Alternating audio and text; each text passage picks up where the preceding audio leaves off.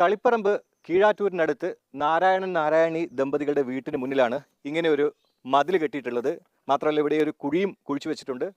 അയൽക്കാരനായിട്ടുള്ള ബന്ധു കൂടിയായിട്ടുള്ള ബൈജുവിനെതിരാണ് ഇവരുടെ പരാതി. ഒരു വ്യക്തിയുടെ പ്രോപ്പർട്ടിയിലേക്ക് വേറൊരാൾ വഴി തടസ്സപ്പെടുത്തിയ വിഷയമാണ് ഈ വീഡിയോ. നിങ്ങൾ ഒരു പ്രോപ്പർട്ടി വാങ്ങുമ്പോൾ നിങ്ങൾക്ക് യാതൊരു വഴിയുമില്ല പുറത്തേക്ക് ഇറങ്ങാൻ. വഴി നടക്കാനുള്ള അവകാശം നിയമപരമായ അവകാശമാണോ എന്നും സ്വന്തം പറമ്പിലേക്ക് കയറാൻ വഴിയില്ലെങ്കിൽ എന്താണ് പരിഹാരം എന്നും ഞാൻ പറഞ്ഞുതരാം. ഇവിടെ വഴിയെന്ന് ഉദ്ദേശിക്കുന്ന നടവഴിയാണ്, കാറിന് പോകാനുള്ള വഴിയല്ല. ഇത് ഇന്ത്യൻ ഈസ്മെന്റ് ആക്ട് 1882 പ്രകാരം രണ്ട് രീതിയിലാണ് ഈ നിയമപരമായ അവകാശം നിങ്ങൾക്ക് ലഭിക്കുന്നത്. നിങ്ങളുടെ വസ്തുവിന് ചുറ്റും മറ്റു വ്യക്തികളുടെ പറമ്പുകളാണെങ്കിൽ മെയിൻ റോഡിലേക്ക് ഇറങ്ങാൻ ആകെ ഒരു വഴി മാത്രമേ ഉള്ളൂവെങ്കിൽ ആ വഴി തടയാൻ ആർക്കും അവകാശമില്ല. മറ്റു വഴികളില്ലാത്ത സാഹചര്യത്തിൽ അയൽക്കാരന്റെ പറമ്പിലൂടെ വഴി ലഭിക്കാൻ നിങ്ങൾക്ക് നിയമപരമായ അവകാശമുണ്ട്. മറ്റു തടസ്സങ്ങളോ പരാതികളോ ഇല്ലാത്ത ഒരു വഴിയിലൂടെ നിങ്ങൾ തുടർച്ചയായി 20 വർഷത്തിൽ കൂടുതൽ നടന്നു പോയിട്ടുണ്ടെങ്കിൽ ആ വഴി പിന്നീട് നിഷേധിക്കാൻ ആർക്കും നിയമപരമായി സാധിക്കില്ല. വഴി പൂർണ്ണമായി തടസ്സപ്പെടുകയും അത് ക്രമസമാധാന പ്രശ്നങ്ങൾക്ക് കാരണമാവുകയും ചെയ്താൽ നിങ്ങൾക്ക് സബ് ഡിവിഷണൽ മജിസ്ട്രേറ്റിനോ തഹസീൽദാർക്കോ പരാതി നൽകാം. വില്ലേജ് ഓഫീസർ വഴി സ്ഥലം പരിശോധിച്ച് അവർക്ക് അടിയന്തര സാഹചര്യങ്ങളിൽ ഇടപെടാൻ സാധിക്കും. ഇനി അയൽക്കാർ വഴി തരാൻ കൂട്ടാക്കുന്നില്ലെങ്കിൽ നിങ്ങൾക്ക് സിവിൽ കോടതിയെ സമീപിച്ച് ഈസ്മെന്റ് ഓഫ് നെസസിറ്റി പ്രകാരം കേസ് ഫയൽ ചെയ്യാം. കോടതി ഒരു കമ്മീഷനെ നിയമിച്ച് നിങ്ങളുടെ സ്ഥലം പരിശോധിപ്പിക്കും. നിങ്ങളുടെ പറമ്പിലേക്ക് വേറെ യാതൊരു വഴിയില്ലെന്ന് ബോധ്യപ്പെട്ടാൽ അയൽക്കാരന്റെ പറമ്പിലൂടെ നിങ്ങൾക്ക് വഴി അനുവദിക്കാൻ കോടതി ഉത്തരവിടും. വഴി അളന്ന് തിരിച്ചു തരുന്നത് വരെ എതിർകക്ഷി അത് തടസ്സപ്പെടുത്താതിരിക്കാൻ സ്റ്റേ ഉത്തരവും നിങ്ങൾക്ക് ആവശ്യപ്പെടാം. കേരള ഹൈക്കോടതിയുടെ പ്രധാന വിധിന്യായങ്ങളിൽ ഒന്നാണ് VJ മാത്യു വേഴ്സസ് സുരേന്ദ്രൻ എന്ന കേസ്. ഈ കേസിൽ വാദി തനിക്ക് 36 വർഷമായി ഒരു വഴിയിൽ ഈസ്മെന്റ് ബൈ പ്രിസ്ക്രിപ്ഷൻ അവകാശമുണ്ടെന്ന് വാദിച്ചു. എന്നാൽ പ്രതി അത് വെറും അനുവാദം മാത്രമായിരുന്നു എന്ന് കോടതിയിൽ വാദിച്ചു. ഒരാൾ ഒരു വഴി വളരെ പരസ്യമായും ദീർഘകാലമായും ഉപയോഗിച്ചതായി തെളിഞ്ഞാൽ അത് അയാളുടെ നിയമപരമായ